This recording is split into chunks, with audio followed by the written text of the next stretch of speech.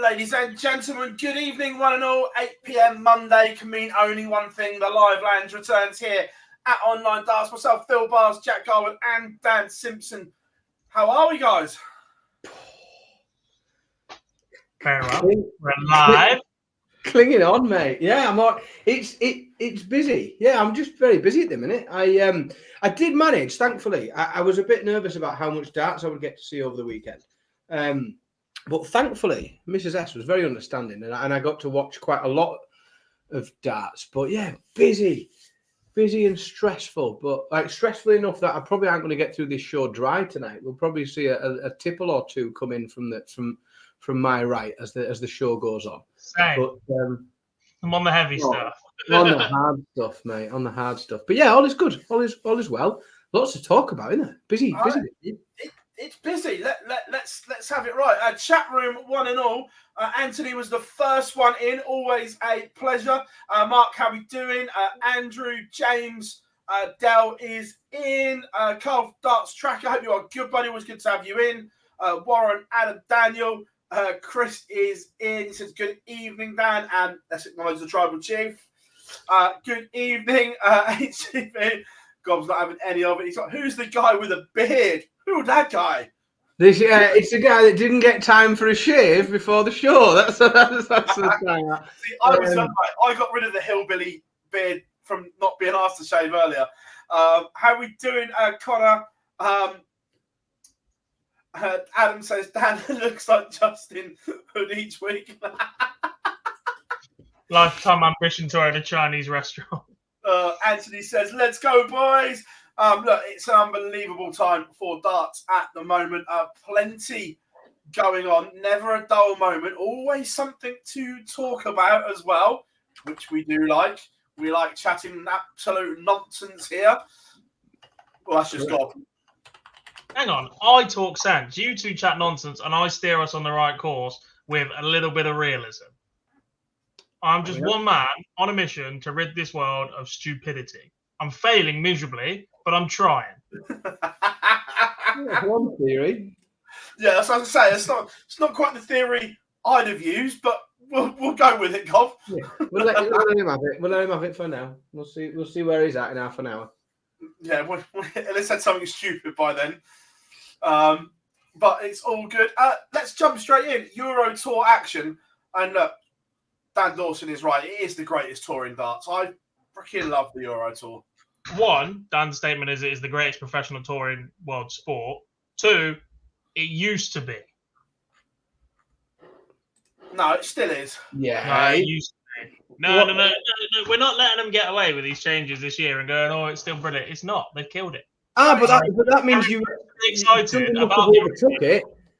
Even if Sir Dave Chisnall is absolutely lighting it up, because his competition is limited due to the changes they made. It does provide, though, and it cannot be argued, that it does provide for some regular on a t-shirt entertaining darts.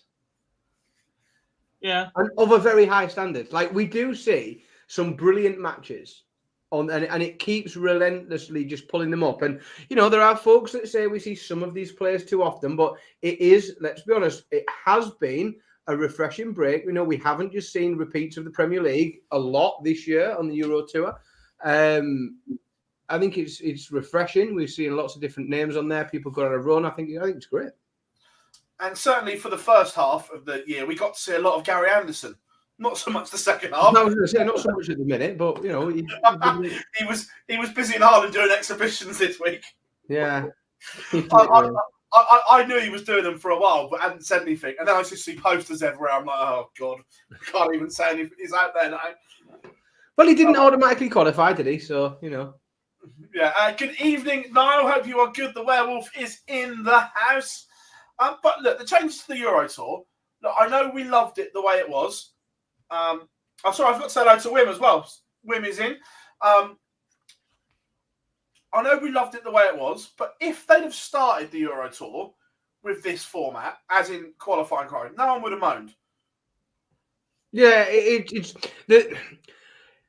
I think most people would universally agree that the qualification system isn't as good as it used to be. Like, I think everybody agrees with that. However, the entertainment provided for darts fans, I think, is of equal quality.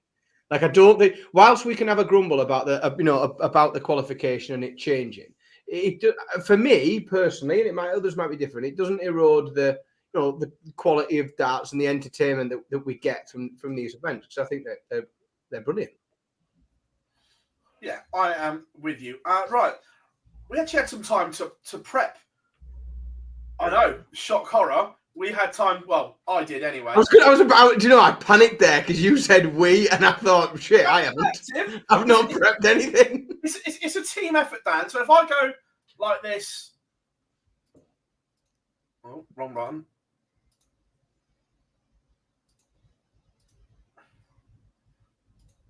We can see the results. Look at that. Slick. I know. Slick. So we can see, look, round one across Friday.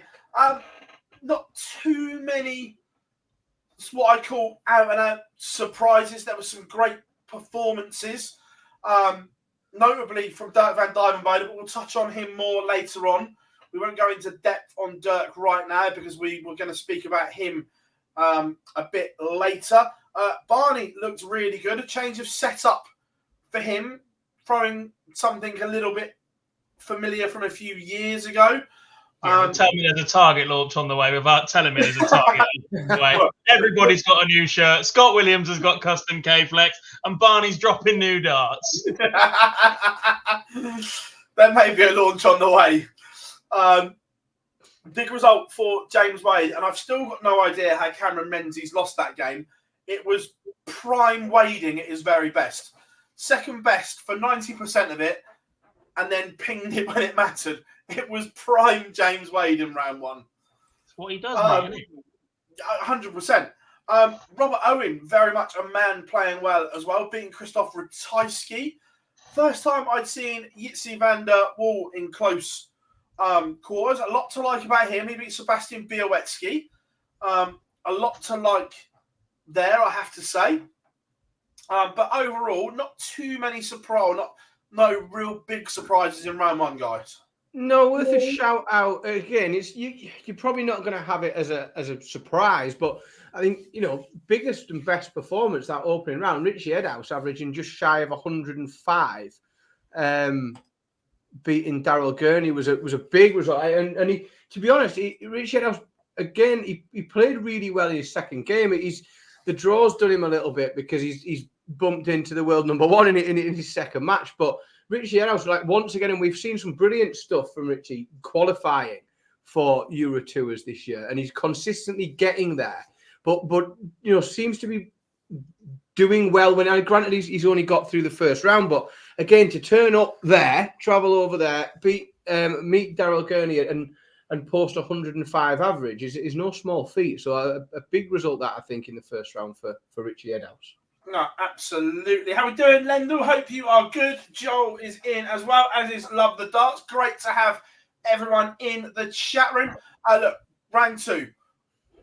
Some incredible games to watch. Luke Littler doing what Luke Littler does, averaging 111 in a 6-1 rout of Jermaine Watamina. But Jermaine's actually played really well in this. He played brilliant. And you can, what can you do, though? Yeah. Absolutely battered. Ryan Searle beat Joe Cullen with a set of darts he got from a local shop in just a black polo shirt with the stickers from the tournament put on, Chris Dobey's trousers, and I don't know whose trainers. Incredible. I love those sort of stories. But again, why have they never got to a point where there is a localized storage system with a PDC Euro? Yeah. Look, we've said this for over a year. Yeah. I mean, but you expect people to be able to get from A to B with their trousers, though, don't you? Not everybody. You can't expect that as a minimum, that people will be able to get from A to B with their trousers. But the story was great, though. rocking up in, say, Dobey's trousers and just a random polo shirt. All for it. Yeah. No, I'm with you there. Mike the Decker found a way to lose against Ross Smith in front of the home fans, but Dirk beat Damon Hetta. Noppy does Barney. Pietretscu has rediscovered his form, which is great, because when he's playing like this, he is actually a very good player. Look, I'm not sure I like his demeanour on stage. He's got one of those unlikable personalities, shall we say. I'm not trying to sound harsh, but you know what I mean? He has a way of rubbing people up the wrong way, doesn't he? He seems to now, and I'm not so sure whether he is almost playing up to it sometimes, because either that or he's not very self-aware, because he does have a way of just rubbing people up and sort of pissing the crowd off. A better word. No, agreed, yeah. No, I'm with you, Anthony. Take an overnight double bag set of clothes. I've learned that way. Yep, absolutely. Cheers, Niall. Yeah, but look, he's playing well. Dave Chisnall did a number on James Wade in this one, and it was fairly comfortable. And then, is this the best or the best performance we've seen from Gabriel Clemens in arguably 18 months? He's beaten MVG 6-4, averaging 107. He missed double 18 for a 9. The German giant was absolutely on it in this game. This game sums up professional darts more than any other, I think, that every single player now has this game in their locker. It's just how often we see it that sets them apart. I don't know, it's an outstanding performance from Gabriel Clemens. It's a pretty good performance from Michael van Gerwen, who's been missing that bit of form, that little bit of ruthlessness. And look, it's tough to do it against an average of that caliber coming at you. But like I said, it's how consistently the players are producing these. Arguably, Gabriel Clemens is having one of the worst seasons we've seen from him since he became a professional tour card holder. Yeah. I mean, since that, was it 2020? What year are we now? 2023. He semi-final, Players' Championships at Minehead, and then went semi-final in the Worlds, didn't it? And it looked to all the world like that was going to be the start of a real push into becoming an established top 10 player. You know, we had, if you remember the length of time we had talking about whether or not he would be in the Premier League, that was a serious conversation about him being included in the Premier League following those 2 semi-finals and the interest in Germany, etc. And he really hasn't backed that up with anything. That's really the first we've seen of anything that shows that he's got that for 18 months. I mean, hopefully he can find it a little bit more, because I think he's quite a nice player to watch when he's at it, but he just hasn't been for a very long time now.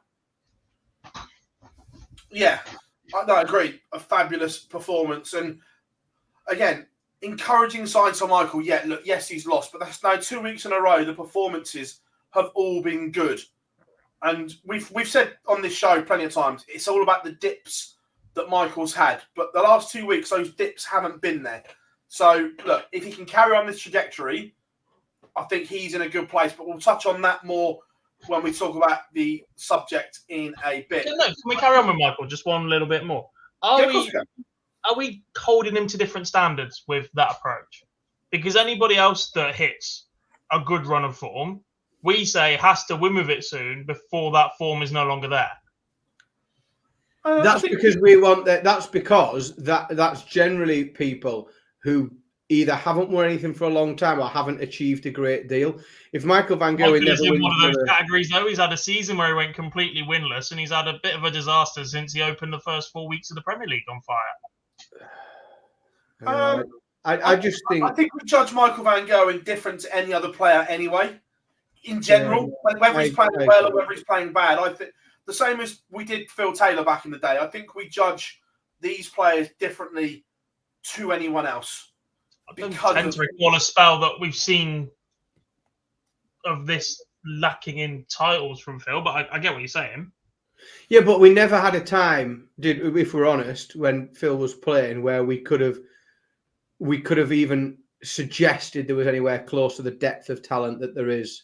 Well, no, and I also wasn't allowed on the internet when Phil was playing. I was still a child. So yeah, but no, look, I think we judge Michael differently. Full stop. Yeah, rightly or wrongly, I think we do. I think the point that I was making is: are we still judging Michael by previous standards when there is quite a lack of evidence that Michael hits those standards anymore?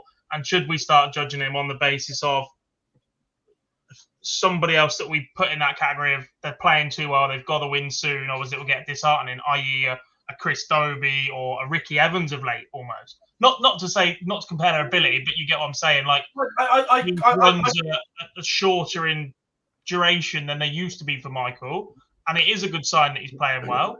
But how long can he keep playing well without winning before we see another dip from Michael that never really used to be a question for Michael? Potentially at the end of the year. So I'm judging this year a little bit like 2020 when he played well at the start of the year, won the UK Open. I'm not talking to the same standards here. He won in Den Bosch at the start of this year and played well in the Premier League. Then COVID hit, and we all know how he came back from that, and he was undercooked. But then I remember that there were signs, there were spells. He went on and he won the Players' Championship finals and then kind of kicked again. So I'm almost looking at it similar to that, where the summer he's had the surgery he needs to have and X, Y, and Z, and Vincent I think's knocked some sense into him. But if come the end of the World Championships he hasn't won anything, then I think then there is a question. I agree, but not yet for me. Can we carry that on again? I know you said you wanted to talk Michael in a minute, but do we go a little bit more extreme now with that? If Michael is still winless by the end of the World Championships, given everything he's done in his career, given what he said when he first started playing darts, could we see him do what Go and Price has been threatening to do? No, not yet. Not yet. The hunger is still there because he is pissed off that people aren't talking about him. We all know that he loves to be the centre of attention. Look, we all know he loves all eyes on him, and he wants that again. Yeah, I get that, but he also has this innate desire to win, and we've already spoken on this show about just how good of a communicator that Michael is, how well he comes across, how well he reads the game. Tom Brady arguably could have still been playing another couple of years despite his age in the NFL, but then signed a 10-year deal as a broadcaster. Could somebody, given where darts is right now, lure Michael away to that side of the sport if he's unsuccessful this year at winning anything and go, by the way, we're going to pay you a wedge. You can still go and do exhibitions. But I just think though, because let's be honest, there's nowhere on earth he's not in the Premier League next year. Nowhere. So therefore, even if you think, well, he might not win a lot and win a major, he's got Premier League money for next year now, and I'd like to. I mean, how far away? If you look at what he'll earn from a Premier League campaign over the course of a season, there won't be many broadcast deals that compete with that alone. No, not a chance. So if you think if he won nothing but turned up and played the Premier League, but then of course he gets all of and again everyone works their own deals out, and we talked a little bit more about last week about the commerciality of different players. Michael van Gerwen is one of the most commercially viable players on earth for everything, certainly in terms of sales of shirts and sponsorships and everything else. And as soon as he stops playing darts and starts being a commentator, that's going to be much, much less. So, his sponsors are being shown on television far, far less and everything else. So, that broadcast deal would need to be way beyond anything we've ever seen previously in order to even make him think about it, I think, money-wise. And again, what you're then doing is giving potentially the most lucrative broadcast deal in history to someone who is at broadcasting, an amateur. Yeah. And plus, one, I know roughly what his shirt is worth before he throws a dart. there is not a broadcaster on earth that would get near that figure. That's what I was thinking, and that's it. That's why I think it's just not. And not just that. I think if he were to do punditry in years to come, I think he'd be a Roy Keane type figure. You wouldn't have him commentating. You'd just have him absolutely battering people in a studio. We said that about Hendry, though, and Hendry turned out to be pretty decent on comms. I know it's slightly different before, but yeah. Look, I wasn't suggesting that Michael is going to clear off in 6 months if he definitely doesn't win anything, but I just want to start floating the idea that perhaps he won't be around forever, and not everybody's motivated by money as well. A lot of that conversation was always shirts worth this, he's in the Premier League. Michael has money. Michael has been earning a lot of money for a long, long time. Oh, agreed. But I don't think that's the main motive for Michael anymore. I think it's very much a success win. And if that dries up even more, given what he stated at the start of his career, spending more time with family right now as it is, I wouldn't be shocked to see him walk away in the next couple of years. I wouldn't be shocked to see him out the sport before, say, a Gerwin Price who's been threatening it every week for the last 3 years. I also like the fact that Vincent has been at every tournament with him since he's come back from surgery. But Vincent's card is under threat. I think Vincent's given up on his card. Yeah. I might be wrong with that, but the fact that Vincent has been with Michael at every tournament by his side as part of this rebuild, I think is a good thing. Yeah, when you say his card is under threat, like his card's gone. Unless he's going to go and win a tournament or, semi-final something big. And he's running out of opportunities, really, because of what he will not be qualified for. And I don't see him going back to Q School. No. So, look, I agree that if we're sat here midway through next year and it's still the same, then look, that there are questions. But right now, I think the desire is there, and the fact the willingness to listen and work again, I think is a good thing for him. How are we doing, Matador? Hope you are good, mate. But then Gerwin Price loses early. His Instagram post as well afterwards. We'll touch on that when we talk about players in form in a minute. Josh Rock had the old baby burst, a 6-0 win. And again, Chris Dobey playing well. Going into the final day, Luke Humphries, what a way to win it with a 149 against the darts was so good from cool hand. Ryan Searle beat Ross Smith. Dirk beat Luke Littler with an incredible performance from both of them as well. Luke's averages dropped there. Brilliant match, that. Really entertaining. Yeah, Luke's averages dropped there because of the last leg and a bit, but he was right over the ton mark as well. Don't let that disguise what was a great game. Pietrrescu did an absolute job on Noppert. Same Chisnall on Clemens. Peter Wright beat Bunting in a last leg decider. Woodhouse edged past Van Veen. And Dobey beat Josh Rock. Quarterfinals into the evening. Again, Luke Humphries unplayable to beat his best mate Ryan Searle. Dirk losing out to Pietrrescu. Chisnall edging past Peter Wright.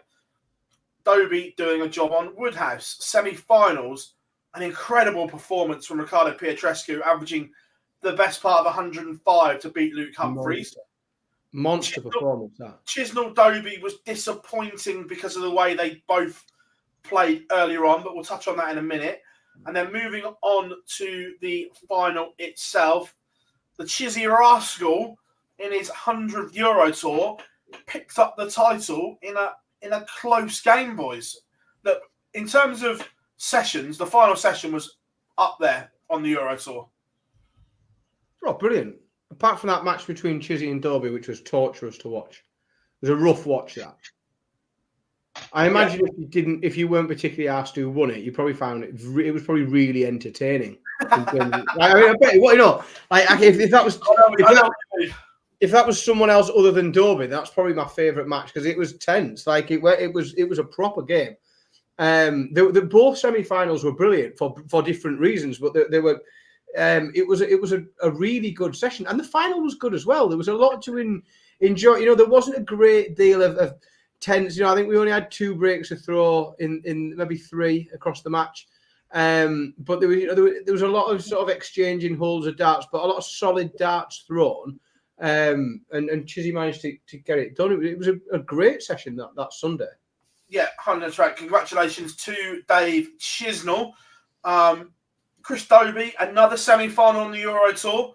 We talk about surely it's only a matter of time, but the last year, Chris has moulded his game and he's become one of the biggest scorers in the world right now.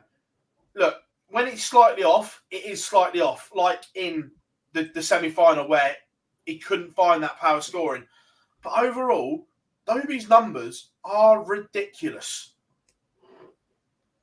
It's the angle of entry, I think. He just got so much to work with, and he's very rarely low. Yeah.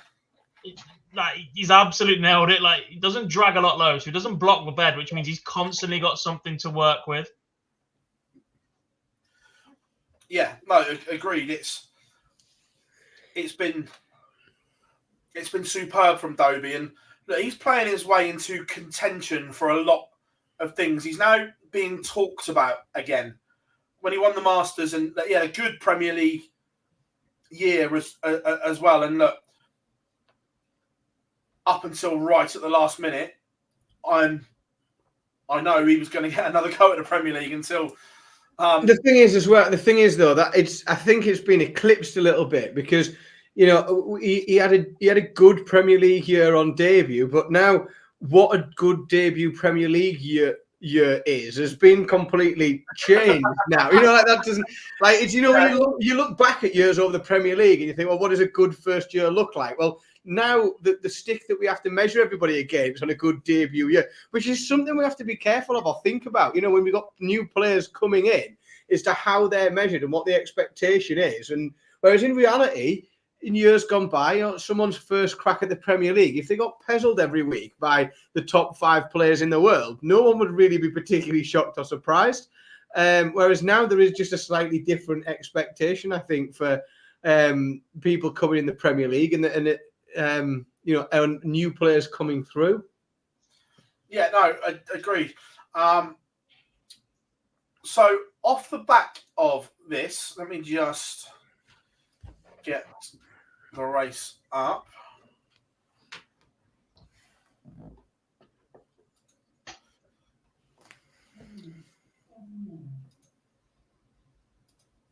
We're going to look silly for a second.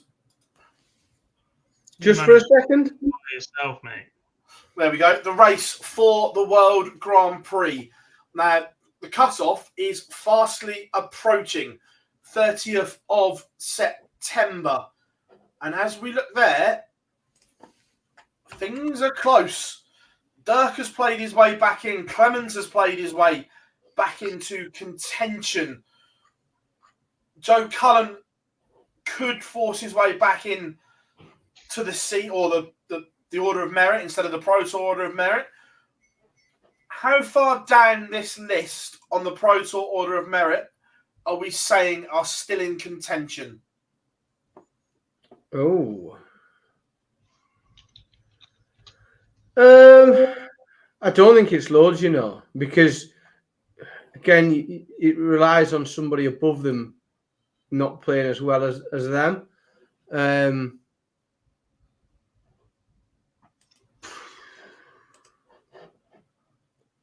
Where would I cut it? What have we still got?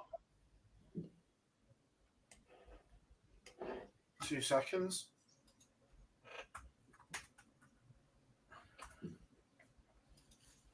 So we said the 30th, didn't we?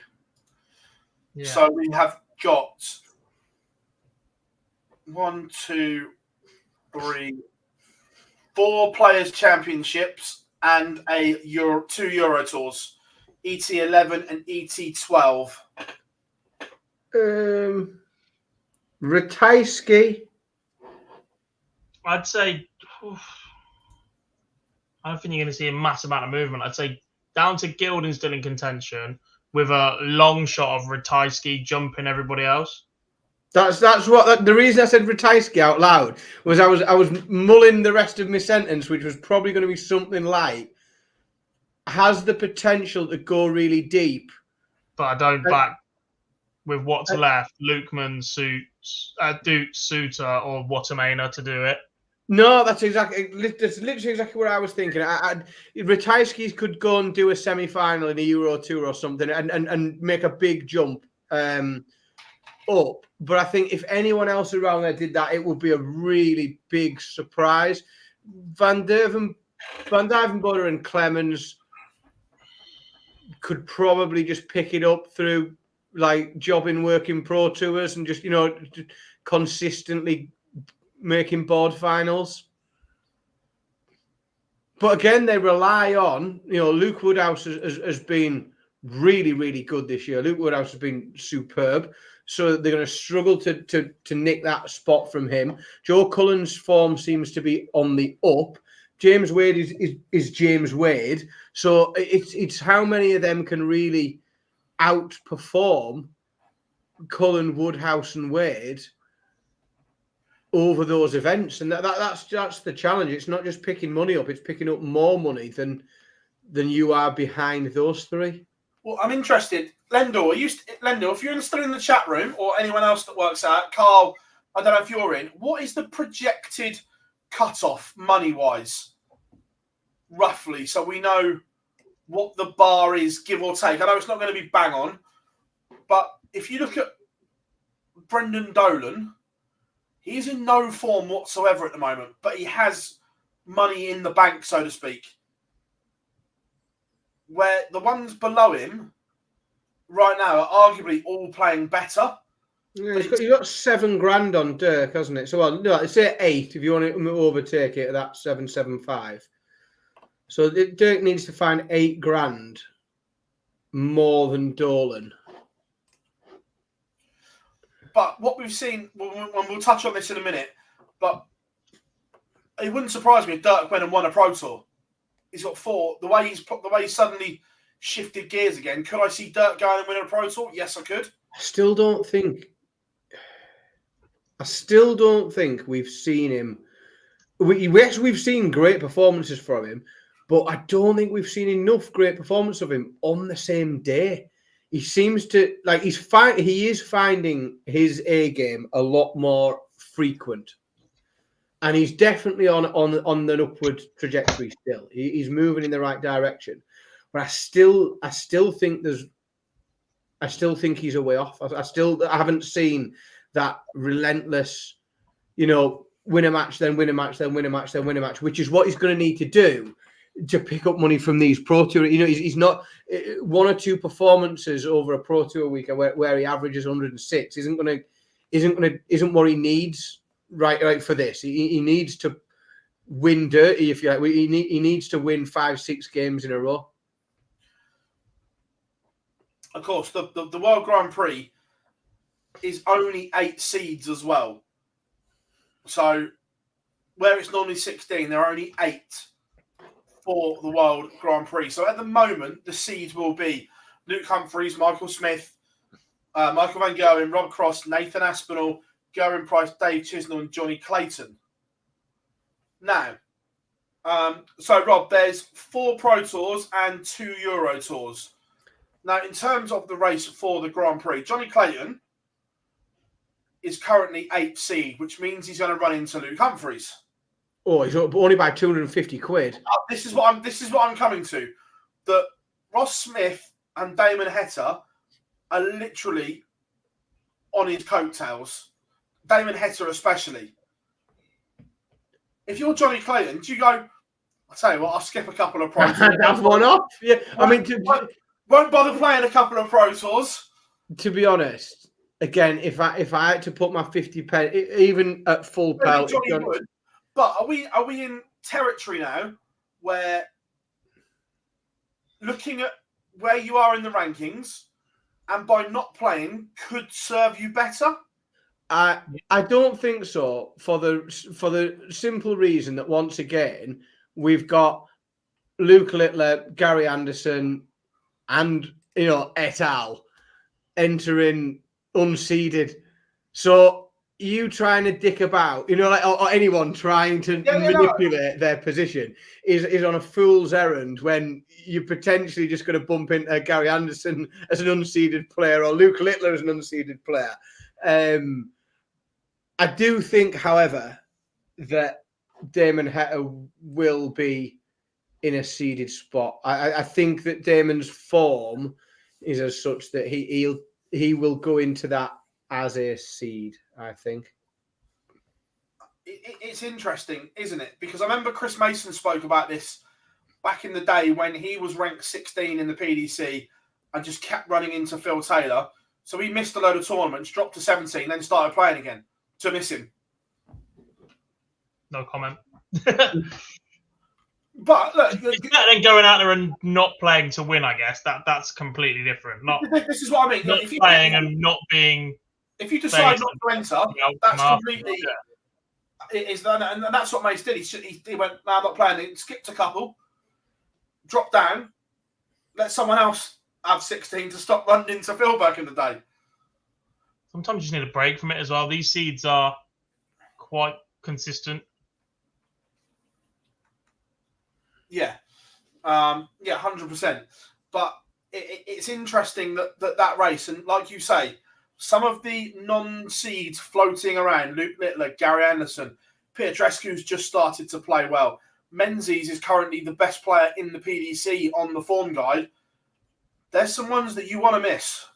There's a bunch you want to miss, especially when you've only got 8 seeds, and you're also including the likes of Stephen Bunting, Chris Dobey, Josh Rock. They're all unseeded players as well. Carnage. It could be a brilliant tournament, I think, because of the draw could be bonkers, couldn't it? Right now, if you're one of the non-seeds, which seed would you want to draw? What current seed list? Yeah, remember it's only top 8 are seeded. If you're a non-seed, which one would you want to have a go at? Well, being a complete dickhead, I'd say Nathan Aspinall. We don't even have to be able to throw a dart. Like, but it's you, mate. Walk over if he's not ready. It's hard to judge the form of some of the others. Rob Cross has taken a couple of events off, as has Michael Smith. Humphrey still looks sharp, but yeah, sorry. The obvious answer is Nathan Aspinall. Oh, you can't pick Asp because we know that he's got injury. We're not even sure if he's going to be fit to play yet. I think it'd have to be Rob Cross. His doubling. I was about to say, Rob Cross's record in the World Grand Prix is nothing short of horrific. Yeah. I don't know. Johnny's form was a mile off, but I don't think he'll be there. I don't think he'll be a seed. I think Damon will get that seed spot. Rob Cross is the easy target, I think, if you're staying away from Asp. To be fair, apart from Luke Humphreys, if I'm being honest, I think all those seeds are there to be got at in one way or another. Well, they certainly are looking at the list of non-seeded players because, and again, you start to put that list up on current form, and you say, well, you've got a Bunting and a Littler and Gando, and you've got Menzies and Dobey and all the rest, and then you look at the current form that we have seen, and from Johnny and from Rob Cross and from Michael Smith, and you think, well, they're all beatable. They're all, they're all winnable games for those unseeded players. I mean, interestingly, Peter Wright coming in as an unseeded player, which is rare. When was the last time we saw, Peter unseeded is bizarre. I mean, really justified because he stopped winning darts matches for 18 months. But with his upturning form, what we've seen from him lately, Peter Wright is very, very dangerous as an unseeded player because he certainly has beaten those other players that are ranked in the top 8 there this year. So he He can bump one of them off, and it wouldn't be newsworthy. Oh yeah, 100%. I think all the seeds are there to be got at ahead of the World Grand Prix in Leicester. The format's a bit of a leveler, isn't it? Like, double in, best of 3 sets in round 1 is absolutely brutal for a major. Yeah. Is that actually wine, or is it Ribena in a wine glass? No, that is wine. She's got the girls around, hasn't she? So she just. Oh no, I was going to say, if it was wine, it was fair enough. If you had something like Ribena in a wine glass, I was going to hammer you. No. The girls around. And then she said that, she goes, "Oh, taste this," and left me with a glass. So. It's lovely, by the way. Party night. So yeah, look, that's really interesting. But as we were saying, over the last few weeks, the players weren't in any kind of form. However, the last 3 or 4 weeks, the back end of the year is going to get a little bit funky because all of a sudden, players are returning to form. Peter Wright has found a set of darts that he can actually throw and throw well again. Dirk returning to form after 14 months of injury hell. Cameron Menzies playing well. Dobey now established in that top 16. It feels like a real shift in the last 4 weeks of players have actually gone, hang on a minute, I need to do something here. I think it's coupled with that. We've sort of had that lull, haven't we? That post-match play summer of not a lot of darts going on.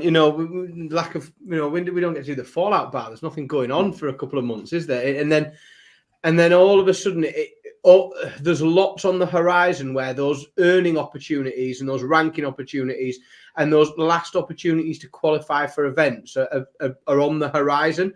It's sort of put up or shut up time for some of those players, and they've got to either get on with winning or know that they're in for a quiet back half of the year because they're either not going to qualify for the events they want to, or they're going to be up against it because some of them are fighting for money, whether that be for ranking points because they want to keep their card, or whether that's because they want to be seeded for things, or whether it's because they want to be in the Premier League or whatever it is. Like, everyone's got something to fight for, and this is the time of year when it all starts to matter a bit more. Yeah, look, and first of all, before we go on this, big happy birthday to probably the most famous granddad in darts. It is Nathan Aspinall's granddad's 80th birthday. I've just seen on his Instagram, and what a guy!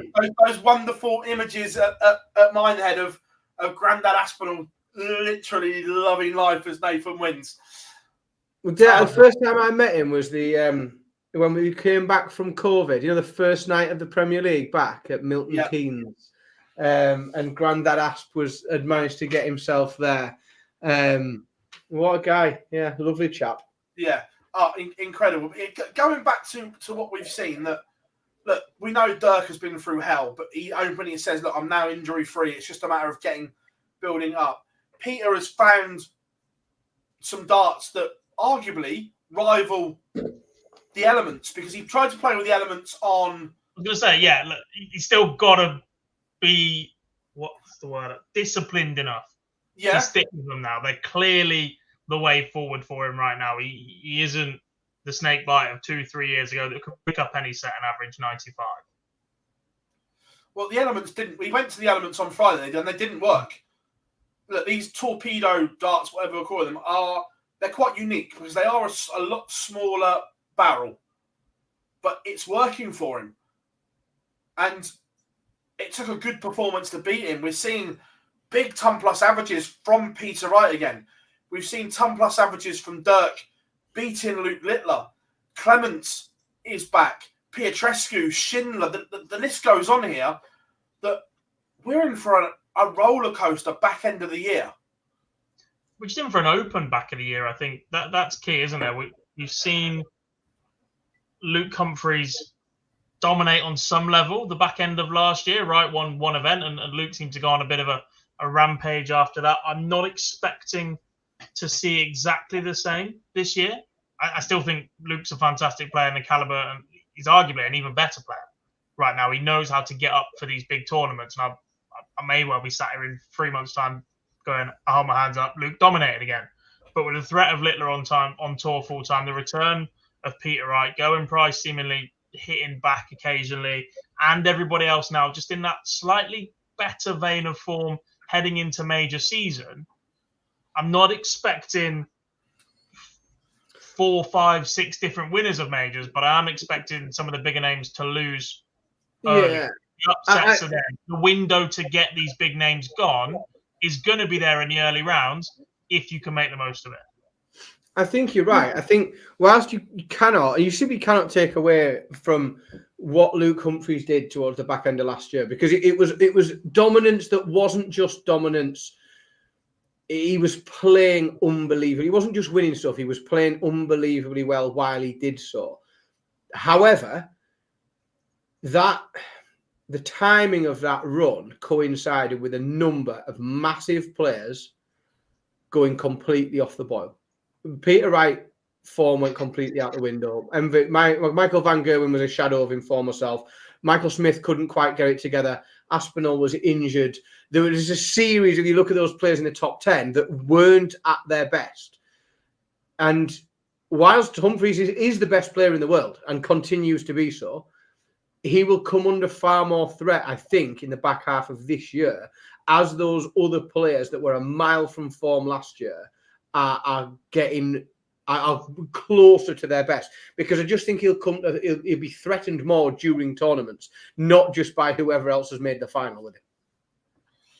Good evening, Bob, one of our members. Great to have you in the chat, buddy.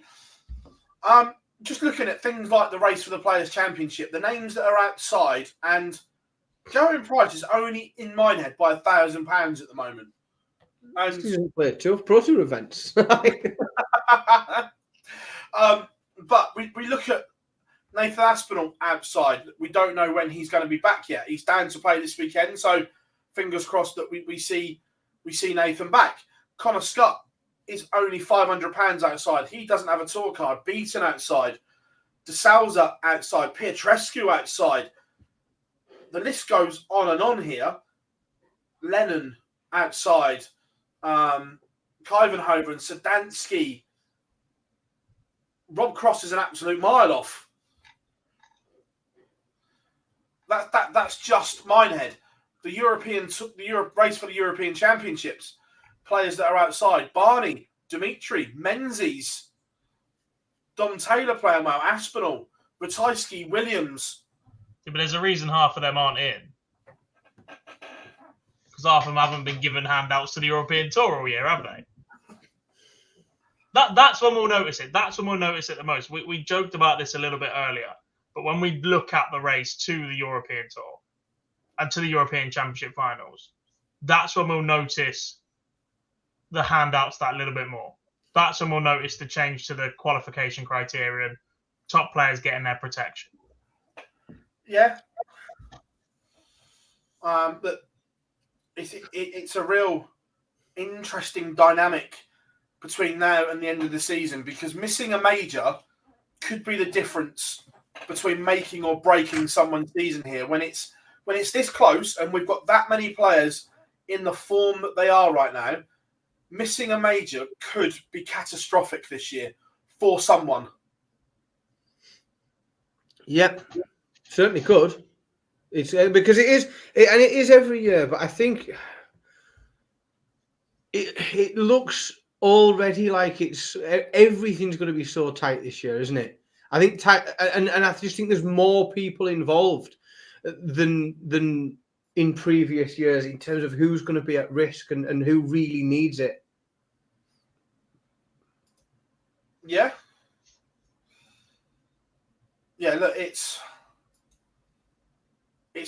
really interesting at the moment. That all of a sudden, and again, not flip the other coin. There's a few that I look at Danny Noppert, who's normally Mr. Reliable, Mr. Consistent. He's bang out of form at the moment. So it's that balancing act that we really are in a good place at the moment. Really are. Now, is Cullen awful? some of it is, but the last couple of weeks, I think it's on the up. there's just been a few signs that his game is that it's not the Joe Cullen that almost won the Premier League, but look, I think there are upward signs.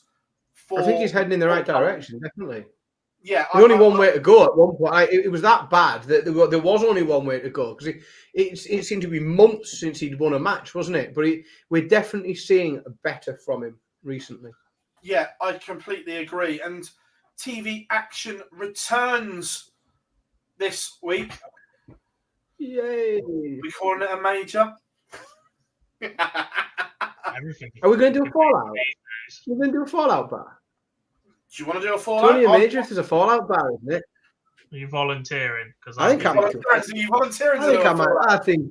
And you can't volunteer. I think we might do a Fallout bar. Oh, hang on. When is it? Saturday. Friday, Saturday. You can't volunteer. Right. What we'll do is we'll do a Fallout bar on Sunday night. But then what are we talking about on Monday, Dan? That's the point. Ah, shit. Fair enough.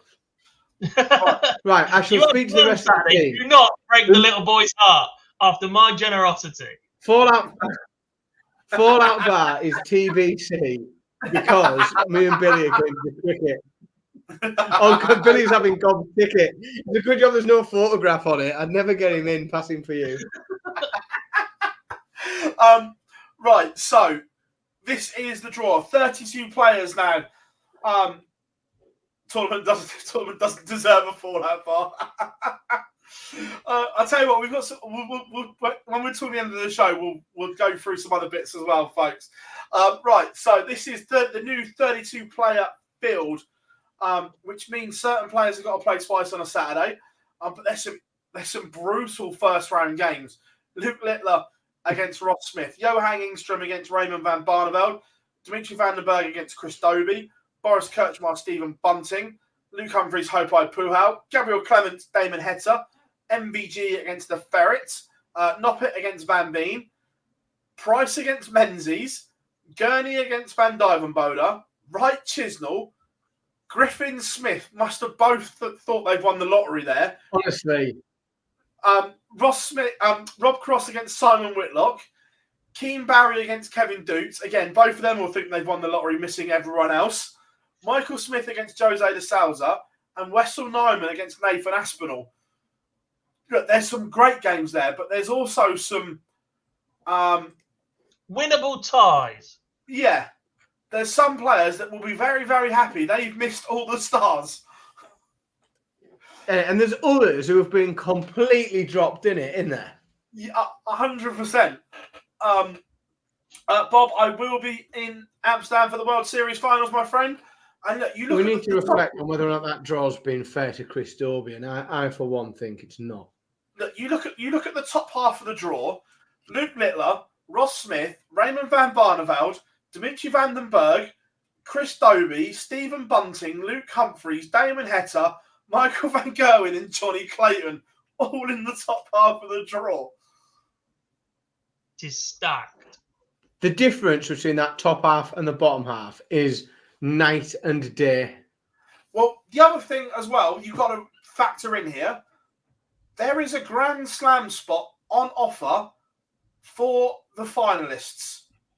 And I do think, I know we'll come to it, but if you look at that bottom half, I legitimately, genuinely think that's one of the most open halves of any bracket I've ever seen for a televised tournament. That's ridiculously open. Oh, 100% with you. 100% with you. I'm not sure who first reserve is, Warren. My guess is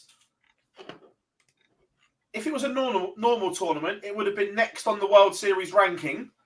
But if it's someone from America or Oceania, I'm not sure you'd get them there. So it might be the next highest ranked player off the order of merit that's not there, would be my guess right now.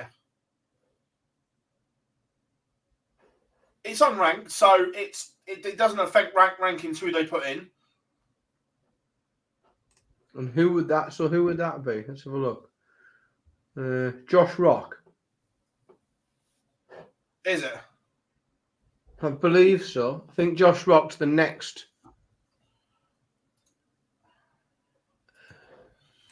Right. Next highest rank. In. Yes, Josh Rock. Thought so. Yeah. It should be Jeremy Fagg. Yeah, I would say if you're going off the World Series order of merit, but I'm pretty sure it should have been Jeremy Fagg over Simon Whitlock anyway. no, Jeremy Fagg may have turned the invite down. He may not have been able to get here. In which case, good luck distinguishing between Caden Mill, Mark Cleaver, Daniel Snooks, Johnny Tatter, Ben Robb, Stuart Coburn, Rob Modger, Johnny Herring, Joe Comito, Brenton Lloyd, Carol Sedlacek, Radek Sagansky, and fucking everybody else that played. Yeah, which is why I think they'll use the main order of merit, because trying to get someone in from Josh Rock, innit? Yeah, I think if Nathan, but look, that decision will have to be made soon as well. Because Simon Whitlock being there in the first place is that not a slightly? Is that a miscount? Is it a count back? How was Simon Whitlock qualified? Rule 1. Well, then it's Josh Rock, isn't it? There you go. There's your. If Rule 1 applies in this case already, if Rule 1 is already in effect, then I mean, might be Phil Taylor. Rule 1 has already been rolled out. Phil Taylor's first reserve, is he? I'll make some coin. I'll get him queuing up for tickets. Could you imagine? Right. I mean, yes, I could. Which is maybe the problem. Let's do. I would lose my shit. I'd love it to happen just so that we could get a special explosion from Gob. Yeah, reaction show. We'd have to, if we got a tip off, we'd have to film him being told about it, wouldn't we? God, I'll tell you what it would be. It would be the last show I ever did. Because he's been committed. I'll go back and work for L'Oreal. Fucking Jack Garwood, Raw and Uncut. Taylor returns to the World Series. I've already got the title sorted now for the video. The opening line would be the C-bomb. PDC invited players. That's the title. That's what they are there. So he would be. So this is the other thing is it might be different. And I'm without we talk about that. Rule 1 could very well apply because you've got your World Series Order of Merit qualifiers and your PDC Order of Merit qualifiers and your Tour Card Holder qualifiers, but none of those spots are actually potentially available. If Nathan Aspinall can't play, the spot that is available is that of a invited player. You know it would be, don't you? Fallon.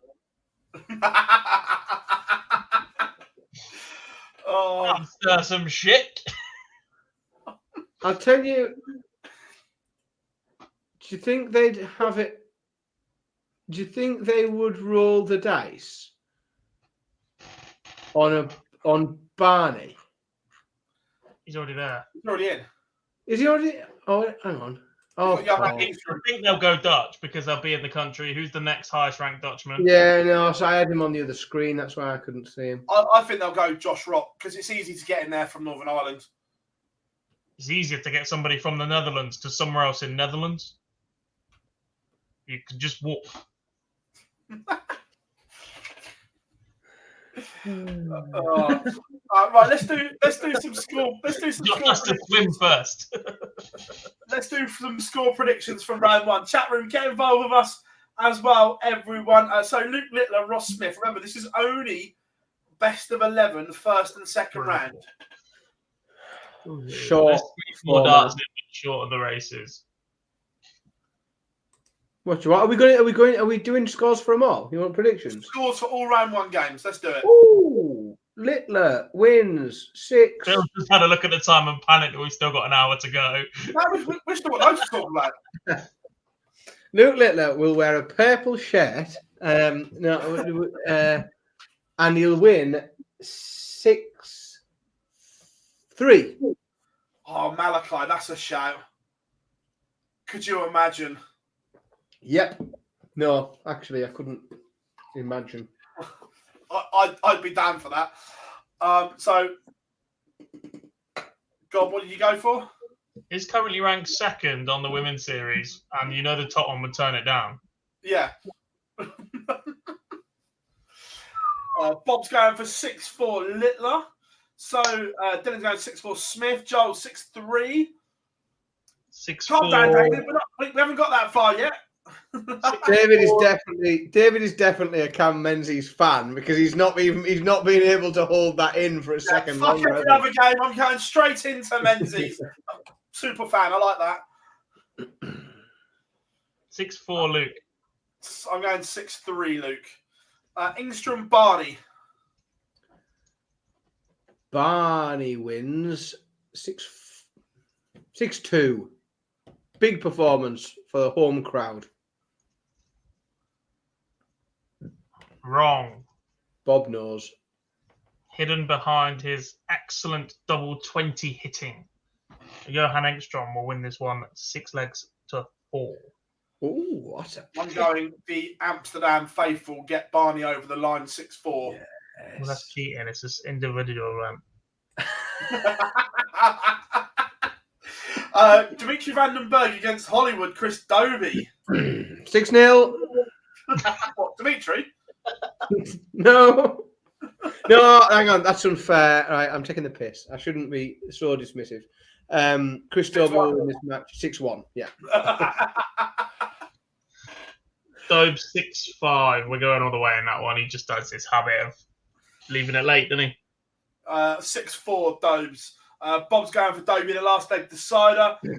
Joel 6-4 Dobey. Chris is going. He's going for the old 6-0 Dobey. Dylan 6-3 Dimitri. Boris Kurtzmeyer against Stephen Bunting. It's not. Well, Darts has not been a happy hunting ground as much for Bunting of late, but I still think he gets this one done 6-3. I am going to pick an upset here, and I'm going to go. Boris Kurtzmeyer wins 6-5 deciding leg.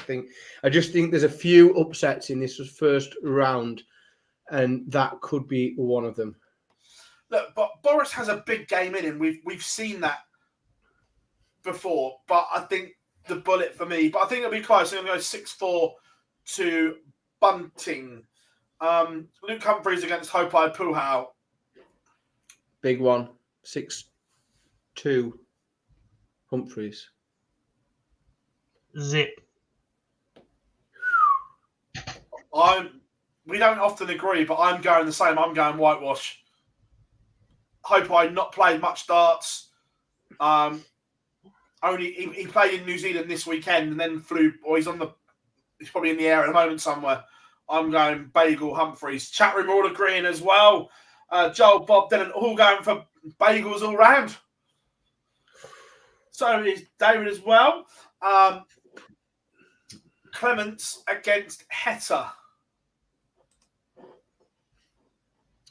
I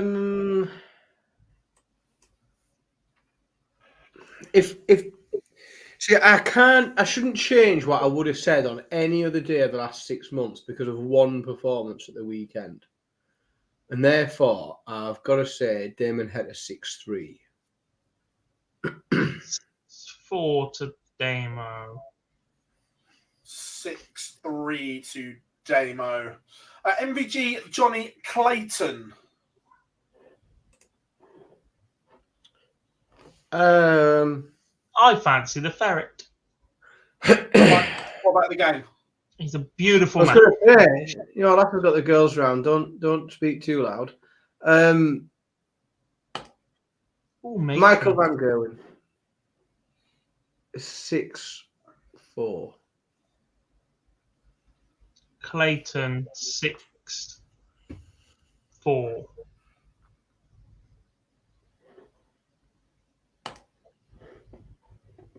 MVG 6-3. Noppet Van Veen. An all Dutch tussle. Oh, you beat me to telling you that I thought the Dutch lad was going to win. I haven't got many jokes. If you head him off at the pass, I'm knackered. Jan Van Veen, 6-5.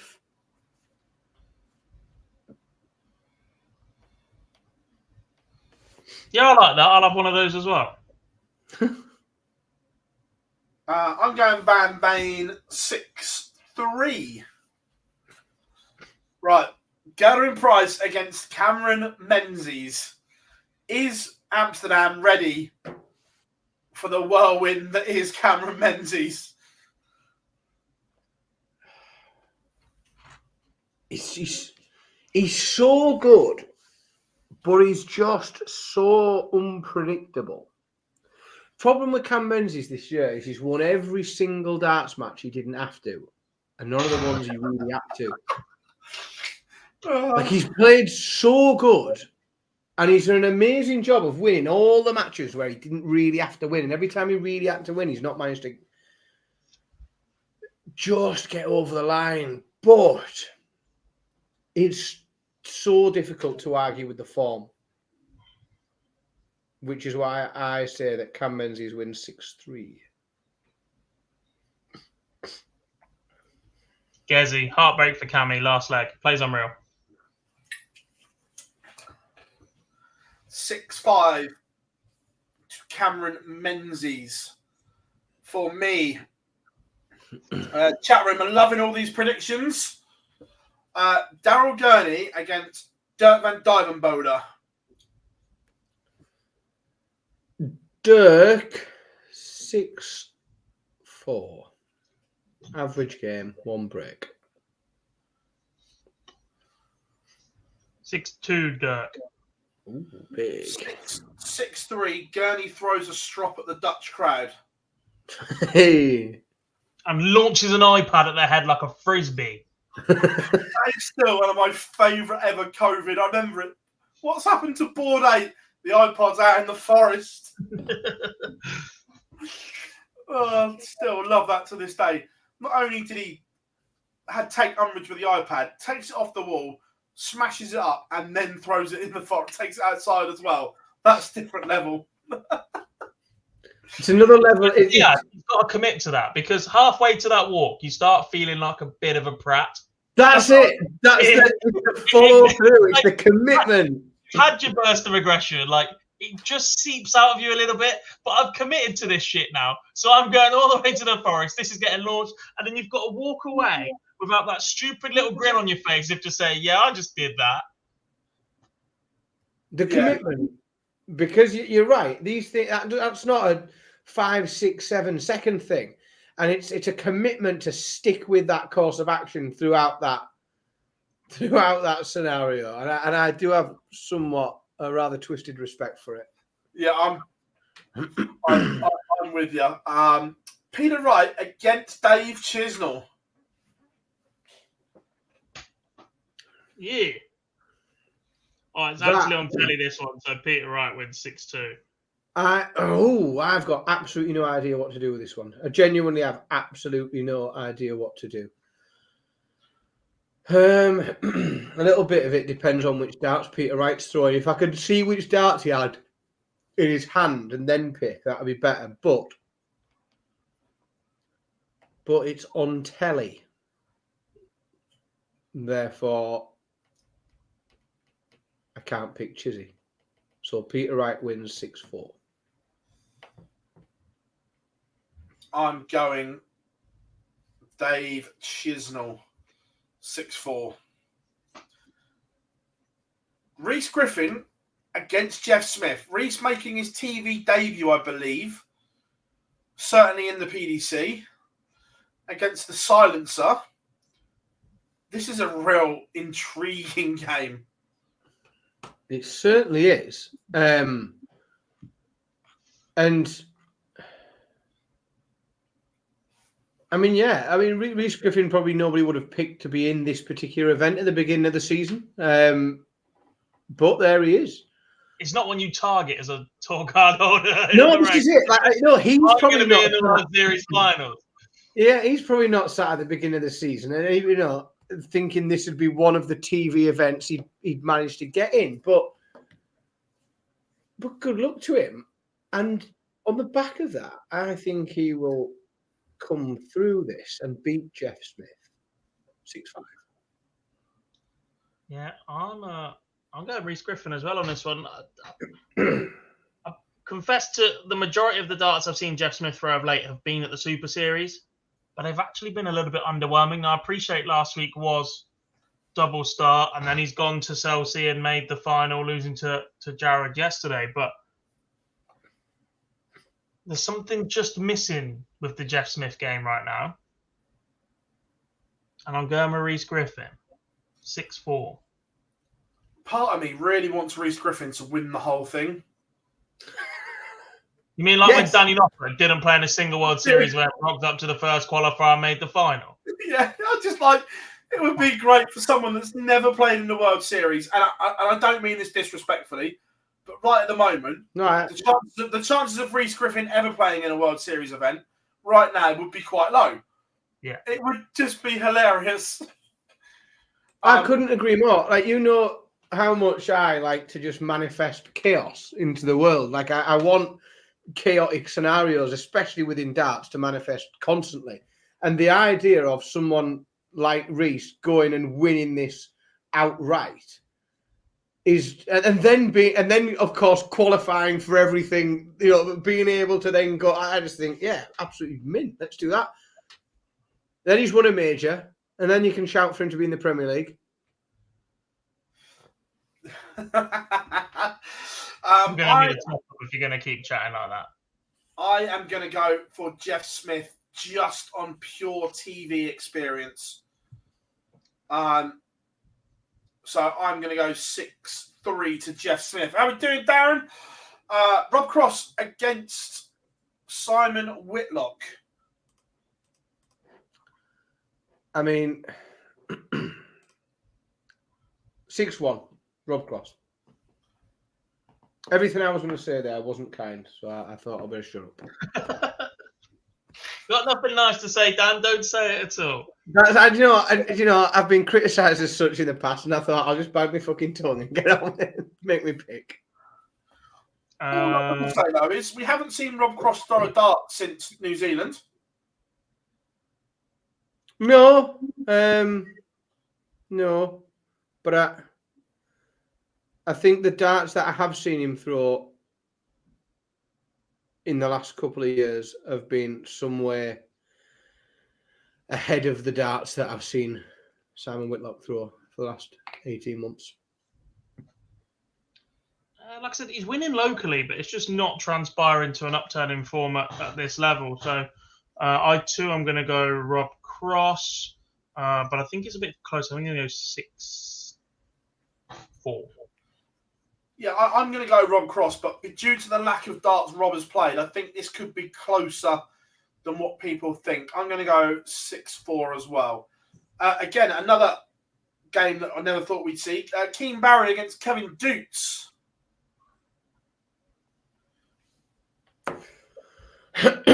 Dutes, 6-3.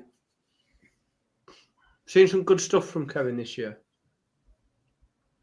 I think I'm going Dutes as well, Dan. This is getting a bit samey.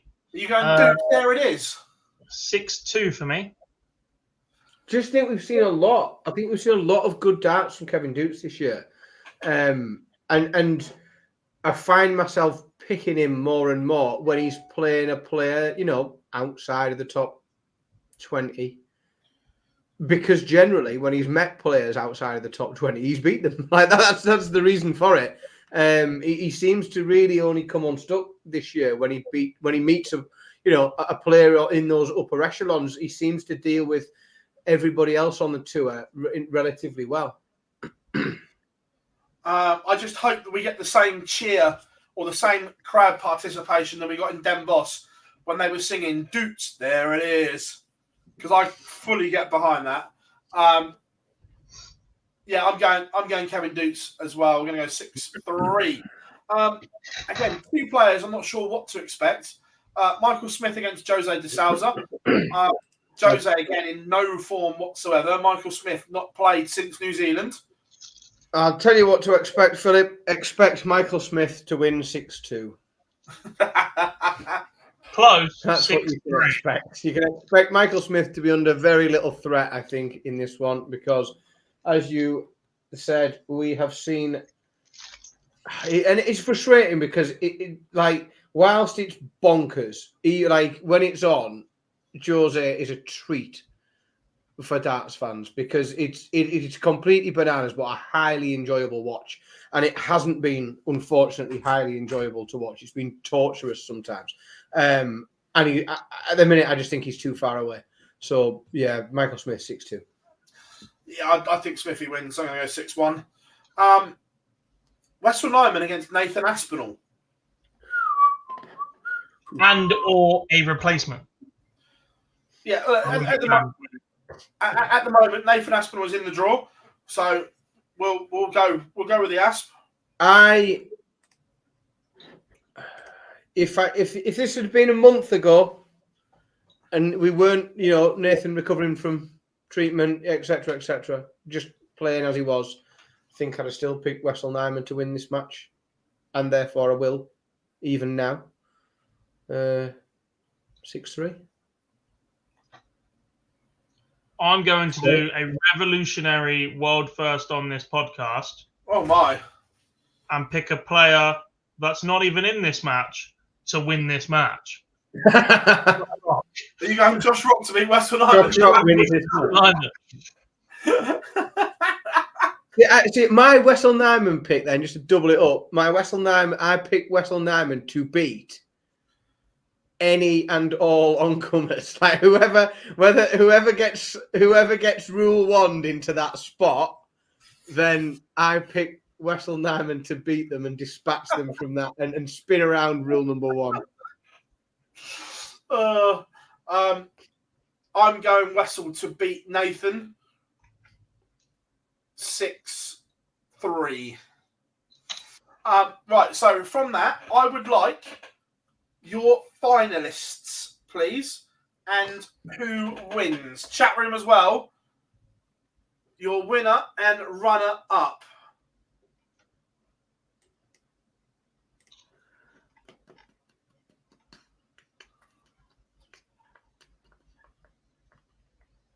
They meet there. This is I'm actually going to say this out loud. He comes through that.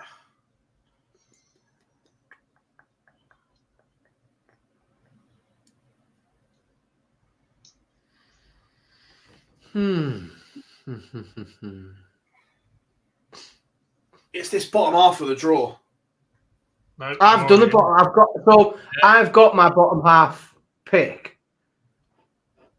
I'm struggling to pick the top. I've got my bottom half finalist.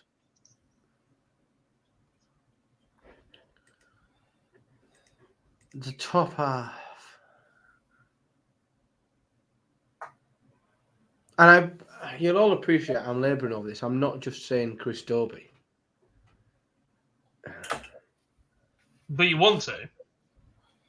I don't think he does it in this one, mate. I don't.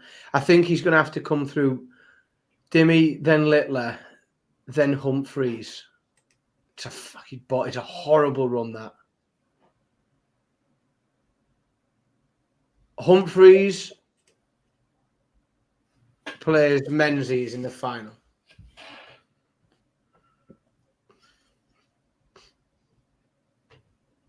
Gob. Right, who wins, Dan? Humphreys. I told you. Cam Menzies wins every darts match. He doesn't really need to. That's why he makes the final and then gets beat. So you've got Cameron Menzies in the Grand Slam as well. Yes, I've got Cam Menzies I've got Cam Menzies making the final, qualifying for the Grand Slam. Bob's going for Humphreys against Bully Boy. But Humphreys will beat Menzies in the final. I like your optimism, Adam. Don't see it. Joel's going MVG to beat Cross.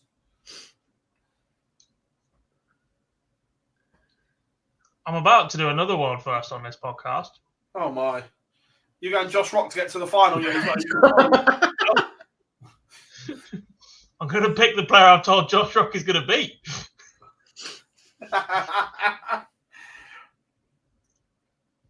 Bearing in mind that it might still be against Nathan Aspinall, I'm hedging my bets. And when that does happen, I believe the best player in the bottom half of the draw is Michael Smith, who Wessel would then run into in a best of 11 still. And because of that, and in front of a Dutch crowd, who when he then plays a Peter Wright or a Gerwin Price, all likely, I think he gets the better of them as well. He just doesn't get the better of Luke Humphries in the final.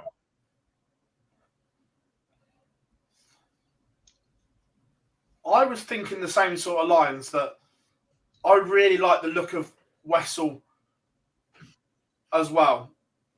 I'm going rogue. I'm going an all-Dutch semi-final in the bottom. I think Dirk plays Wessel in the semi-final. And I think Dirk wins. I'm going Dirk to get to the final, where he will play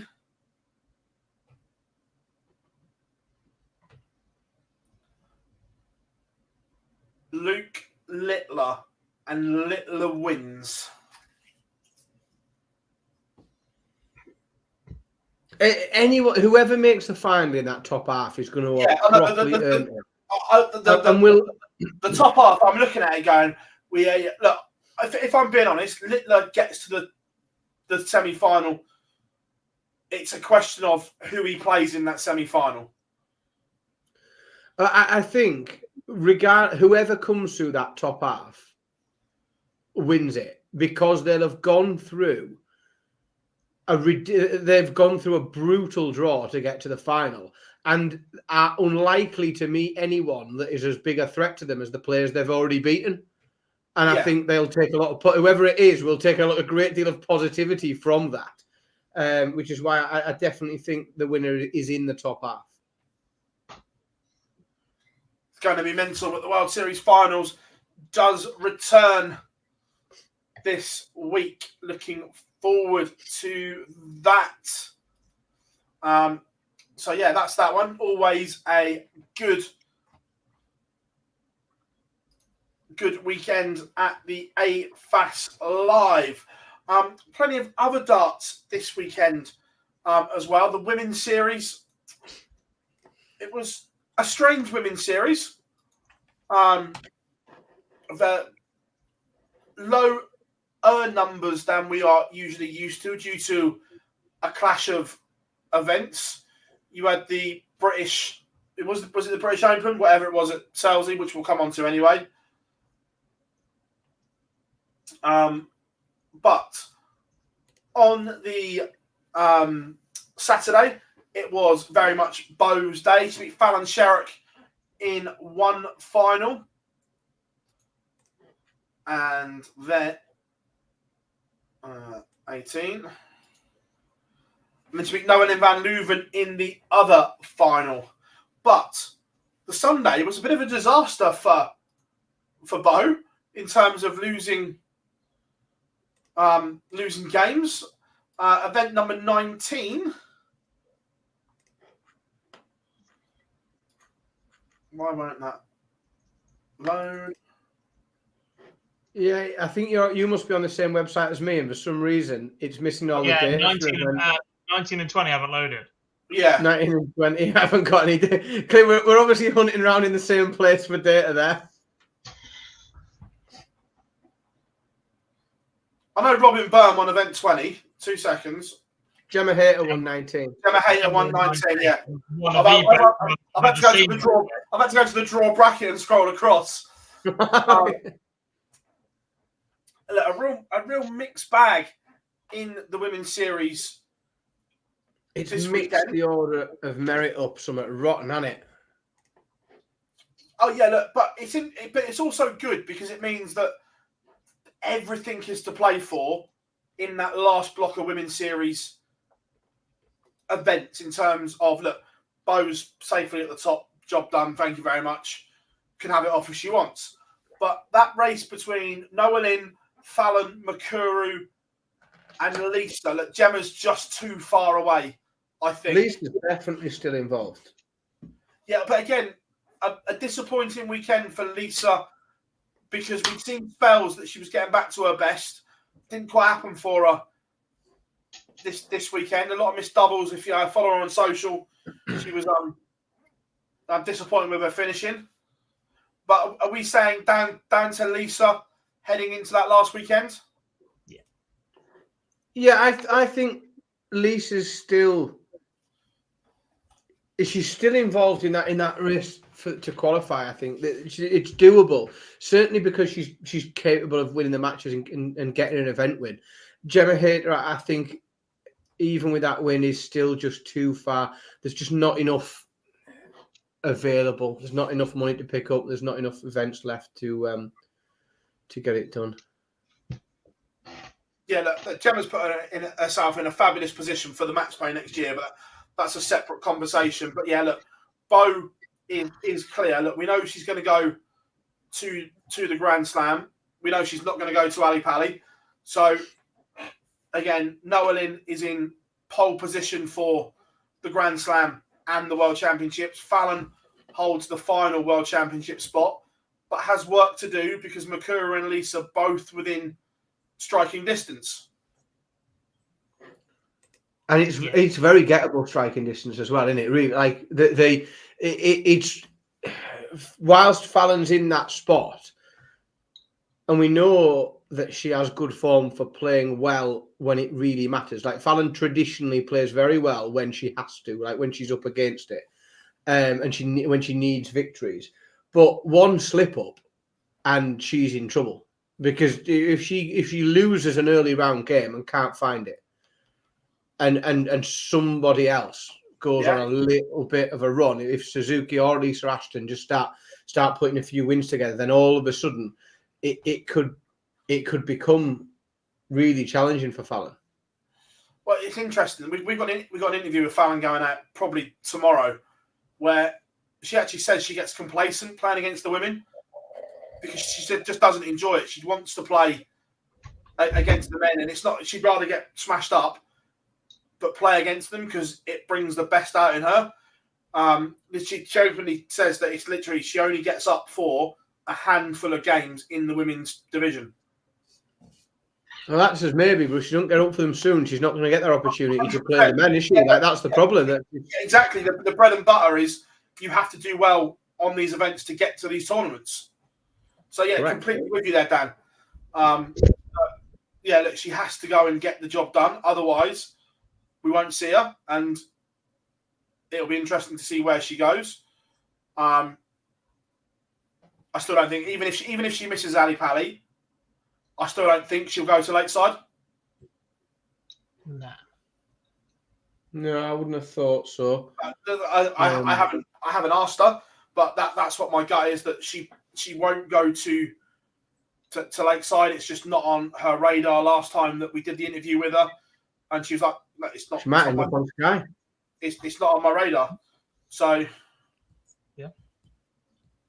I suppose the plus point is that if she does miss the slam, it means she can play in the ADC women's. Yeah, she's guaranteed to be doing something on that weekend anyway. Yeah. We would be gutted to miss the Worlds. Obviously, a lot of the attention on all of the players last year was because of the feats that Fallon has achieved at that tournament specifically, and then beyond. She's got a little bit of a cushion, just needs to keep chipping away now. And the problem when these fields shrink a little bit like they have is that the quality tends to stay where it is. Yeah. With all due respect, if you look down the list of players from the Women's Series Order of Merit in that top 15, 20, we didn't lose an awful lot of them to Sousa. No. Which means it's more difficult once you get through the early rounds because you're running into these guys. Like, take Gemma Hayter's run to the title on event 19. She's currently 6th in the world. She beat Ashton on the way. She beat Suzuki on the way. She beat Fallon on the way. She beat Aileen on the way. She beat Vicky Purim on the way. It was some run. Yeah. Oh, an unbelievable run. I'm just trying to find, because we was covering the Euro Tour at the same time. I didn't see it all, but I'm sure. And this brings me to my next question about seeding in the women's series. So yeah, here's one. In event number 19, their first game, Fallon plays Rhiannon O'Sullivan in round 1. That board. Yeah. It might be event 20 where Bo played someone high up as well. So look, are we at the point now where the women's series needs to be seeded? 100%. Like, yes, absolutely, 100%. It's the tour is of a size, and it can't not be, can it? It doesn't make any sense to not. Yeah. So on the Gemma Hayter had a bye. Bo played Bruce Vanderbilt, but round 2, Gemma Hayter against Bo Bruce, 1 and 6 in the rankings. Yeah, and when you're at this, when you get to this point of the year, when people are fighting for potentially life-changing qualification spots, which can really change lots for these players, whether that be sponsorship, whether that's just opportunity to go and play different events on television or whatever, however that affects a person, to have that draw, just not make it as balanced as we see in the Open Tour, I think is just doesn't make sense. Lorraine Hyde got Lisa in the 128 and won. Then went to play Fallon in the 64. Harsh draw, absolutely, Bill. Yeah, so then you end up relying on the look of the draw to try and navigate your way through an order of merit. Seedings work on tours where an order of merit is used. That's why in virtually every single sport on earth where you see an order of merit ranking system, they seed events. I can't think of a sport where that doesn't happen, where you use an order of merit as your sort of longer term qualification process or management or whatever. There's always seedings, because where you don't do that, you then start to affect what an order of merit represents and what it means by having the best players keep bumping into each other, and it sort of doesn't represent then who's actually playing better than who. Yeah, no, agreed. But it certainly makes the last block of women's series very, very interesting. Also, the WDF events on in Salisbury at the weekend. First of all, I'll say the social media stuff on the WDF pages looked very good. It was nice to have information for a change, but sometimes that we're scratching around trying to find it. So the social media stuff on the WDF pages was very good. But in the world we live in, and this is a criticism, because when we are streaming events like we do here, so we were streaming the Euro Tour, updating everyone with the women's series at the same time because I could see it on Dark Connect and I could follow it. The criticism is surely events like the British Classic and everything like that have to be online, as in Dark Connect, Dark Atlas, so people can follow along. There are 2 major darts tournament managed systems in the world right now that have the capability of hosting brackets, seeding if you need it, and being able to live show results and scores as they are hit instantly anywhere in the world. And the England Darts Organisation insist on using neither of them. We were told earlier in the week that they'd add updates to their system and it'd be better. And then we see a few links shared around and the scoring was shite. Yeah. Paul, if it was online, it wasn't very well advertised because we couldn't find it and we would have updated it. Pro, I've clicked on it a few times, but it's just carnage. There's no way to navigate through it. the way it's presented is crap. We streamed all weekend to Darts audience and could have kept them up to date, like we did with the women's series when we were doing the Euro Tour. And look, the best two platforms are Darts Atlas and Darts Connect. And even then, if I'm being brutally honest, there's quite a gap between one of those to the other one. Oh yeah, Darts Connect is the best by a mile. Yeah. But by a mile, look, Darts Atlas are catching up, but they're a younger company. But yeah, Darts Connect is incredible for what it does. Yeah. But that's so the social media stuff was good because that's the only way that I could find how to keep kind of up to date with. Do you know what it reminded me of? It must have been Peter Verbeek at the Pro Tours, like he used to, with his little notebook, going around recording results and then tweeting everybody who's beating who. Yeah, it was it was good. Jared Cole winning his first WDF ranking event as well, King of the Castle. Good result. Oh, very, very good result. And look, I'm very happy with it today when I saw him at work. Lovely lad as well. Been working hard. we are, but again, it's something I've said to Jared, so he's not going to be surprised at this. But surely Jared now has to kick on. Yeah. We can't keep saying... Jared would have said that from the year that he beat Wolfie in the first round of Lakeside, and he's still trying to find his foothold in the world of darts, and he'll tell you that. But he's changed his outlook on the game, I think. He's playing with a lot more freedom right now. He's playing with a bit of fun. I think he's enjoying working within the sport at the Super Series alongside me and the rest of the team. He's been doing a lot of spotting, which he's very, very good at. But I think what that's done is allowed him to go to these events without fear of losing. And when he's having fun and when he's messing around, if you've seen him practice or go on TikTok or anything where he goes, right, we're going to start a challenge. I want this many subs before I hit a 180. First 3 darts, he bangs in a 180. I get that's pro level, right? I get there are plenty of people in the world that can do that. But to just be able to do that on demand and go, yeah, bang, right, with a camera in your face, chatting to people at the same time, when he's relaxed and calm, some of the things he can do on the board, some of the combinations when we're messing around playing games like 1-2-1 to practice finishing, he is elite. Yeah, 100%. He beat Jeff Smith in the Classic final. Dieter won the Women's Classic final, 5-3 over Page Pauling. And then in the England Masters, Reece Colley came from 4-1 down to beat Ryan Hogarth. Good weekend for Ryan, though, in a potential Lakeside spot as we speak from that. And in the Women's Masters, it was a reverse of the other one, Paige Pauling winning that one.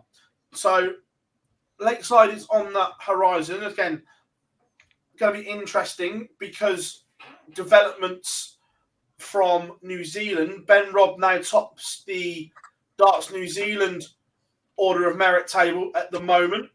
So he still has that and the Oceanic Masters for a place at Ali Pali, which would effectively rule him out of Lakeside. So still some movement in those Lakeside positions because of other tournaments at the moment. Yes.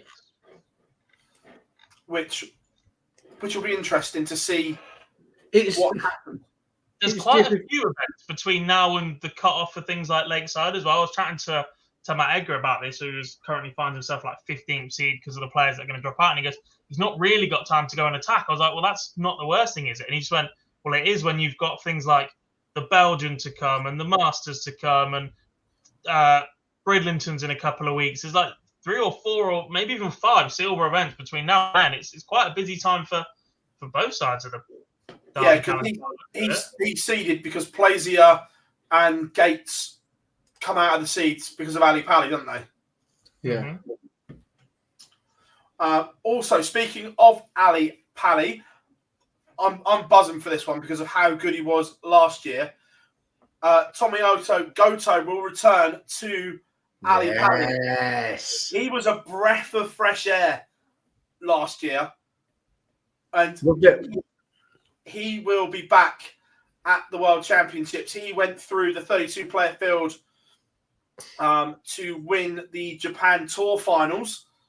He's a proper player.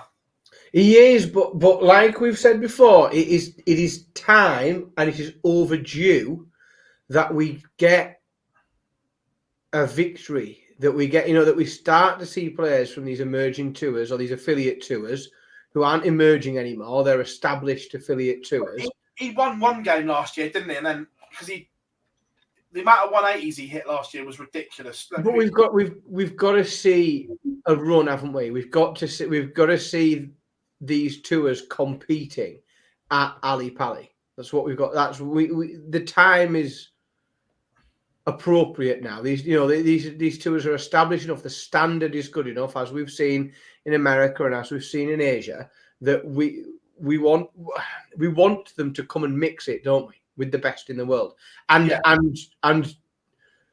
encourage either not themselves or their peers to come and get tour cards and come and try that experience, because we want the tour to.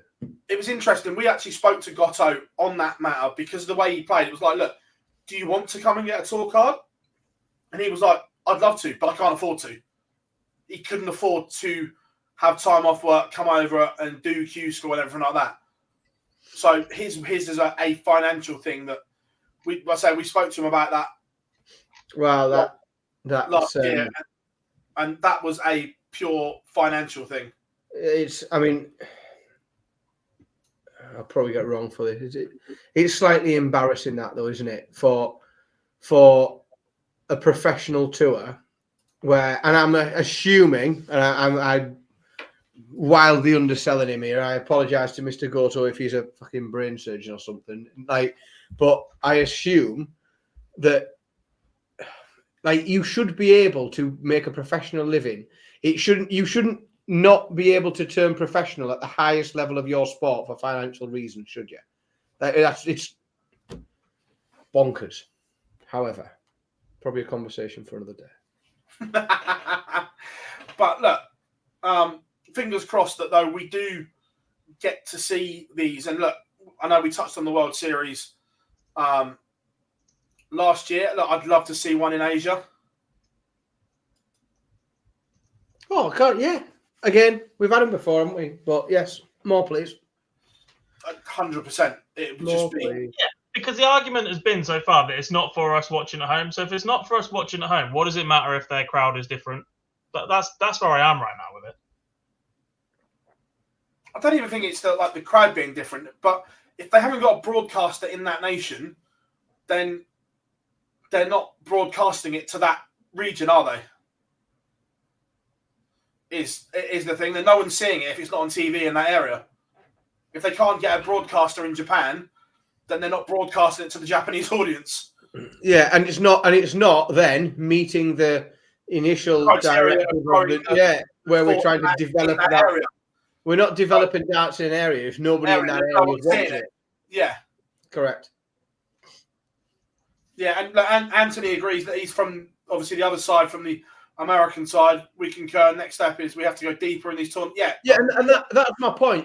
We've seen, we have seen players from affiliate tours, of course, pick up wins. But we haven't yet seen someone come in from an affiliate tour qualifying and blowing us away. And looking like an established professional darts player, or looking like they could be an established professional darts player, and making, as Anthony said there, it's like a last 16 or a last 8. And we know how sometimes the draw can open up, but I think this year will be the year where we see whether it's a North American, whether it's one of the Asian qualifiers, but I think we will see something from one of the affiliate tours this year, and I'm very excited. I hope that we do.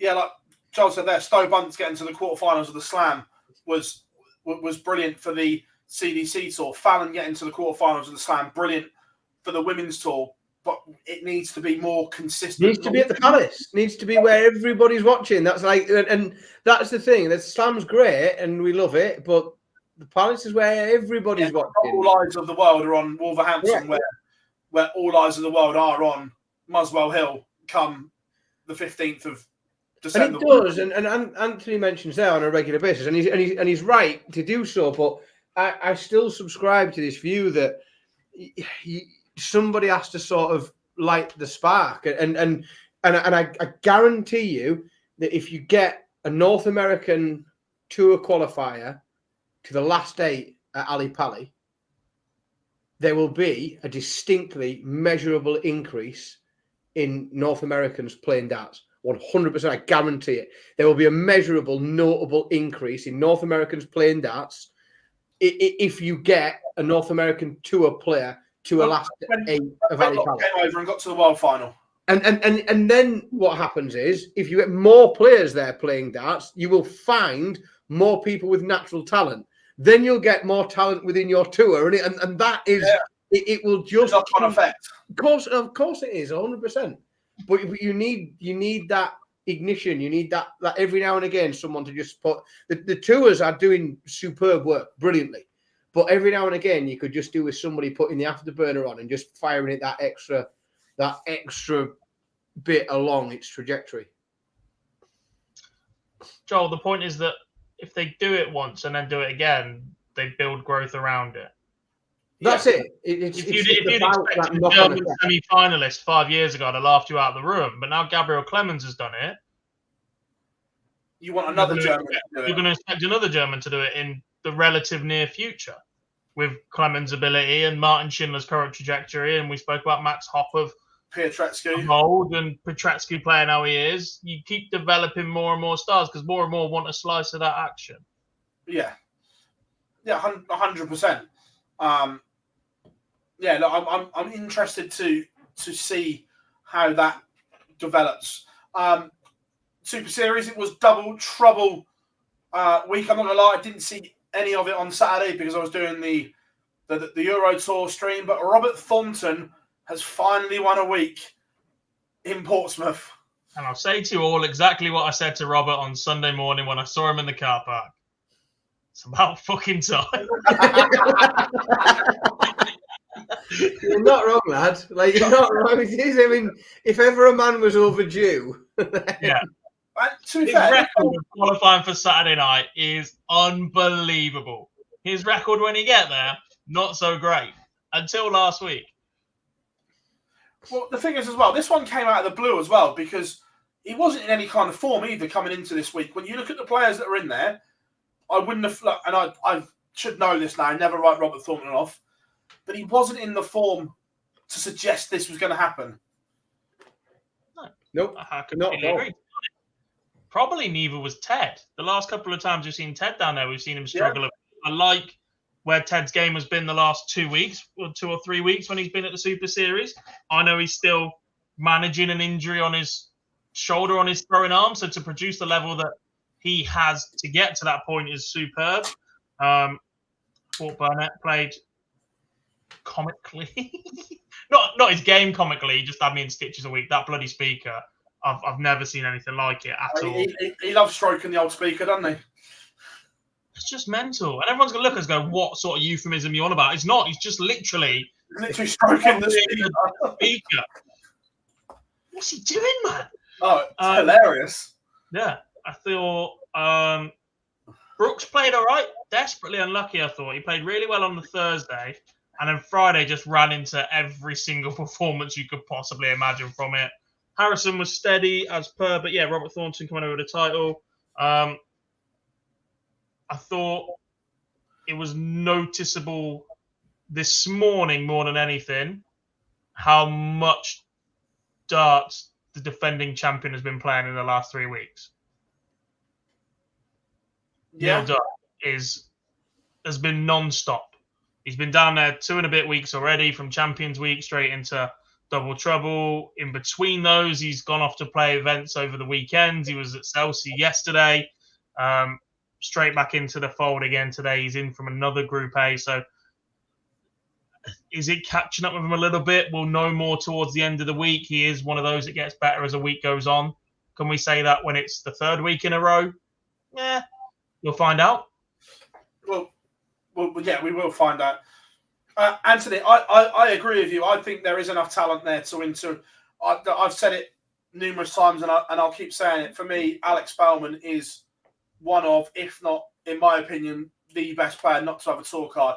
maybe not form-wise right now, but consistently, what I've seen from him, I think he's incredible.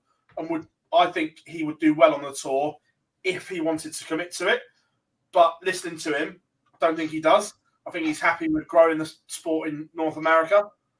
And that's different. Didn't he? But I think he overthought that process a little bit. He was caught up with himself about his own action at that point. Yeah, I agree. I think though, I still maintain, and I agree 100% with everything Anthony's saying. Like he's dead right. The players are there, but they need to book those results, and they need one of them or two of them. Somebody needs to go and have that run. But the best thing Alex Spellman could ever do for North American darts is go and make a quarterfinal at Ali Pali. It's the best. He'd do more for American darts doing that than he ever would with a tour card, just churning through, doing enough to keep hold of his card each year and picking up some, load of board finals on the Pro Tour. One run, and it could be the biggest thing he ever does, because it's just that knock-on talent growth. It's getting more people in North America to pick up a set of darts. And the more people that do that, the more people will stick with it, and you will identify natural talent, and then the tour depth will grow, and then you might start to regularly see. And sometimes, like we said, we talked about this with the women's tour and everything else.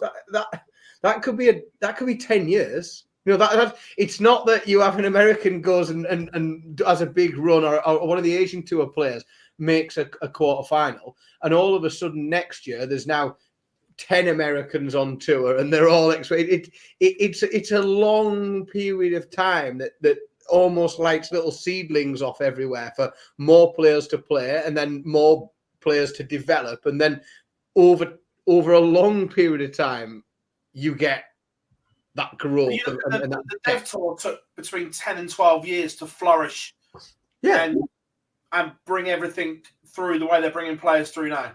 That took between 10 and 12 years. But Joel, as we said earlier, I agree with the principle, but right now there's players in that top 32 that are bang out. They can be got at. They can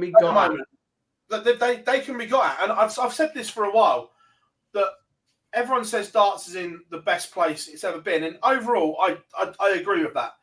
But I don't think the top end is as good as what it was 16, 17, 18 and 19. For me, they were the four glory years where the top end was ridiculous.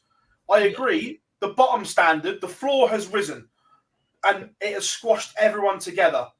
But for me, the very elite level isn't as good as what it was 16, 17, 18 and into 19. And let's not forget what the top 32 actually means for a second. It doesn't make you instantly one of the best 32 dart players in the world. What it does mean is that for the last 2 years, you've accumulated more prize money than anybody outside of that rank.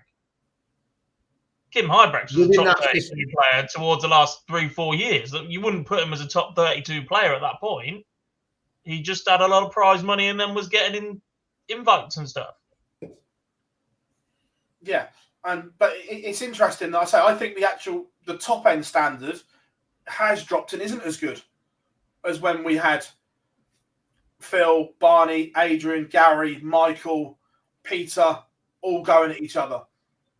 Funnily enough, I heard this exact same argument from a former Dev Tour player talking about the Dev Tour recently. Really? Yeah. What, the top end? Bunched together, but the top end is not what it was 6-7 years ago, despite the presence of tour card holders. If you look at the tour card holders that are doing damage on that tour right now compared to what the tour card holders of 7-8 years ago did, Humphreys, Dimitri, Mike DeDecker, Bradley Brooks, Ted Evans. Yeah. Nice. It's an interesting one. Should we open up question time as well? Because we're running out of time here. Have we missed anything else in a week of darts? We can't have done. Been quite organised tonight for us. There is one little. Max Hopp has recently appeared on the German equivalent of Dragon's Den to promote the Darts trainer shoe thing. Oh no, Max! Why? Why would you do it? I think he was working on behalf of the company, but yeah, Max Hopp has recently appeared on German television equivalent of Dragon's Den. Are these the shoes with like diagonal? On the front. Yeah. Stand flush at an hockey. Yes.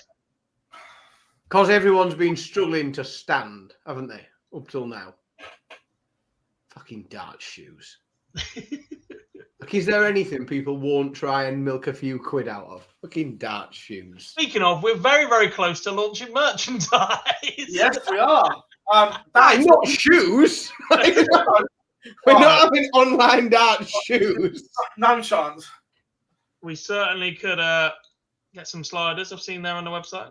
Oh, I mean, sliders is something very different. Yeah, Dan's worked tirelessly over the last week. We are very, very close, which is great. It's the same company that I'm sure, Chris, that Devon and Max are for. I'm sure it's the same company.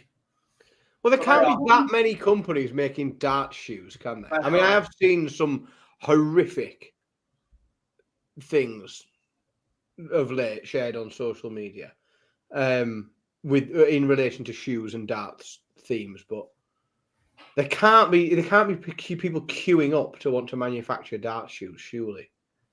No, because all the top ones go for designer brands.